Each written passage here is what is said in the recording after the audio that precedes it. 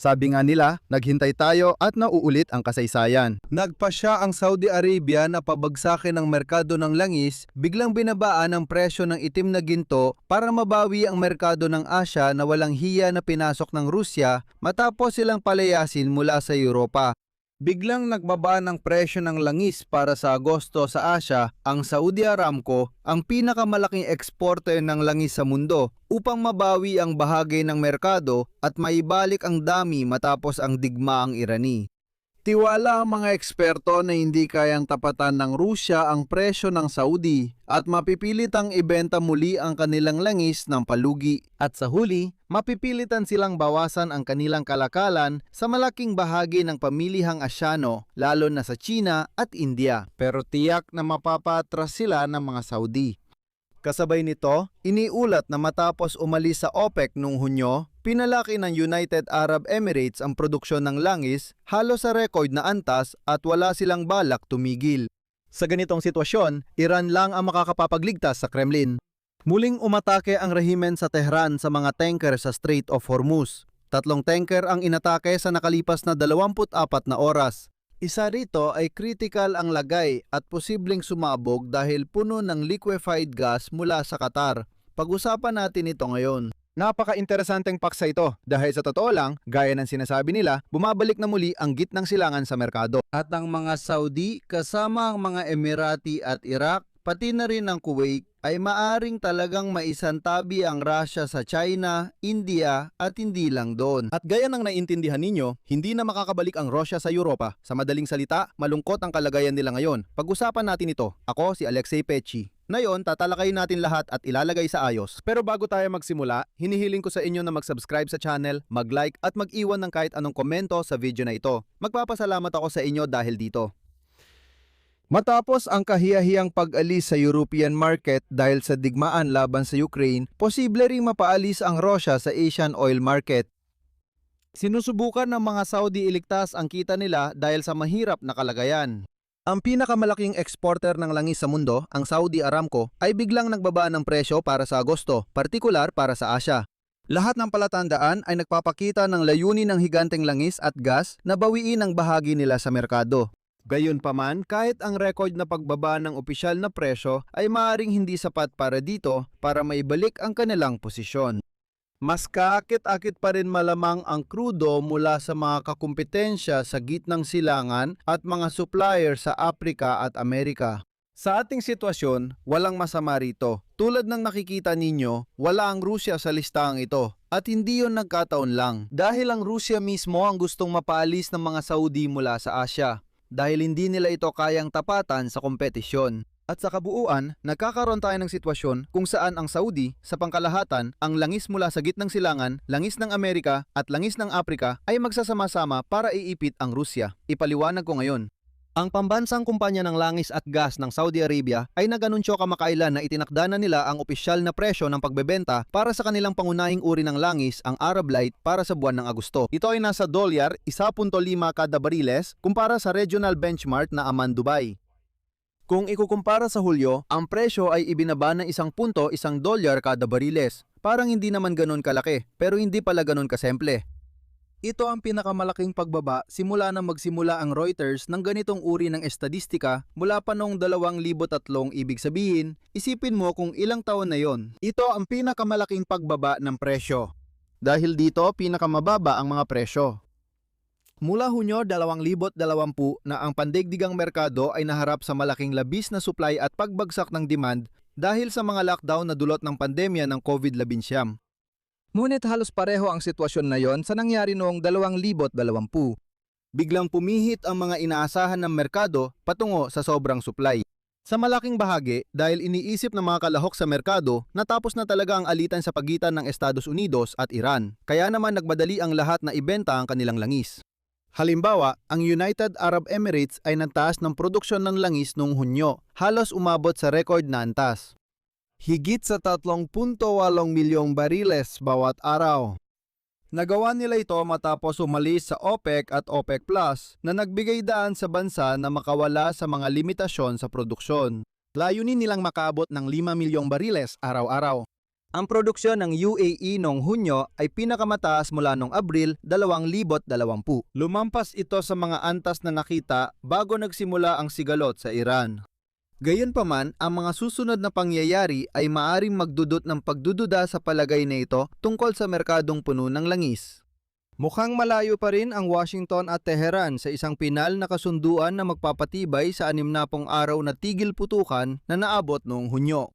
Binababatay ng Saudi Arabia at iba pang tagagawa ng langis sa gitnang silangan ang kanilang kalkulasyon sa paniniwalang bukas ang kipot ng Hormuz. Пролив останется открытым. At ang mga barko ay makakadaan ng malaya rito kahit na mapanatili ng Tehran ang kontrol dito sa anumang paraan.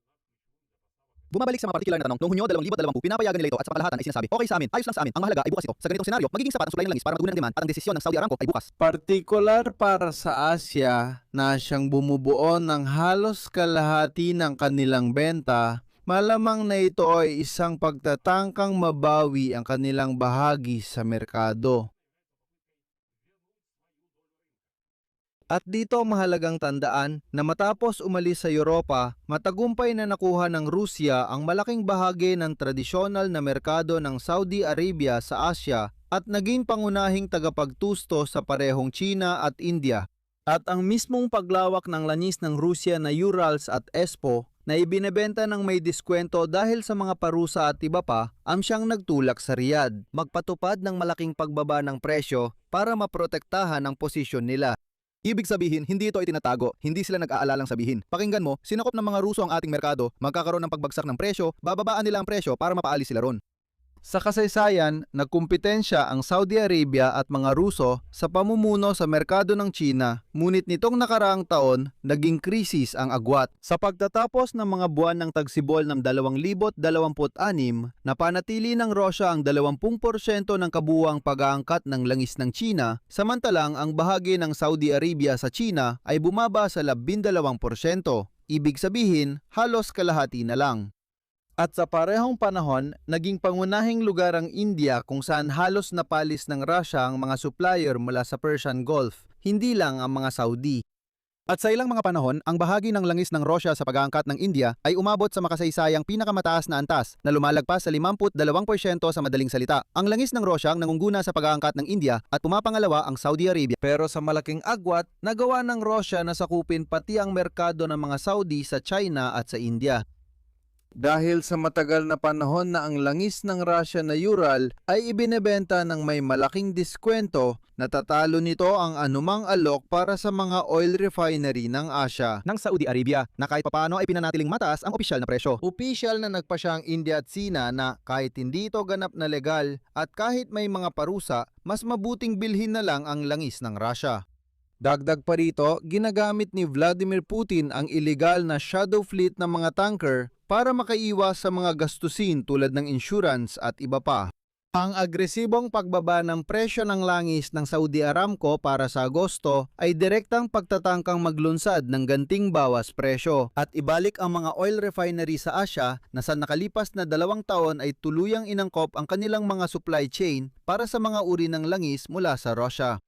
Pero mahalagang banggitin dito na sa India, paalala ko lang, noong katapusan ng nakaraang taon ay diretsahan nilang sinabi na sa prinsipyo, hindi naman ganun kahirap ibalik ang mga refinery sa paggamit ng langis mula sa gitnang silangan. Sabi nila, usapin lang daw ito ng ilang linggo. Kailangan lang nilang i-adjust ang mga prosesong teknikal para makabili ulit ng langis mula gitnang silangan. Panahon ito ni nagbanta si Trump sa India ng mataas na taripa kung ipagpapatuloy nila ang pagbili ng langis mula Russia. Pero kalaunan ay inalis din niya ang mga parusa sa langis ng Russia. Oo nga, palampasin na lang natin ang bahaging yon kasi ang pinag-uusapan natin ngayon ay tungkol sa Persian Gulf.